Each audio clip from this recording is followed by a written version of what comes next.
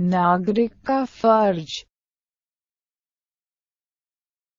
एक बार की बात है, चीन के महान दार्शनिक कन्फ्यूशियस अपने चेलों के साथ एक पहाड़ी से गुजर रहे थे। थोड़ी दूर चलने के बाद वो एक जगह अचानक रुक गए और कन्फ्यूशियस बोले, नहीं कोई रो रहा है। वो आवाज को लक्ष्य करके उस और बढ़ने लगे। शिष्य भी पीछे हो लिए। एक जगह उन्होंने देखा कि एक स्त्री रो रही है। कन्फ्यूशियस ने उसके रोने का कारण पूछा तो स्त्री ने कहा, इसी स्थान पर उसके पुत्र को चीते ने मार डाला। इस पर कन्फ्यूशियस ने उस स्त्री से कहा, तो तुम तो यहाँ अकेली हो न, तुम्हारा बाकी का परिवार कहाँ है?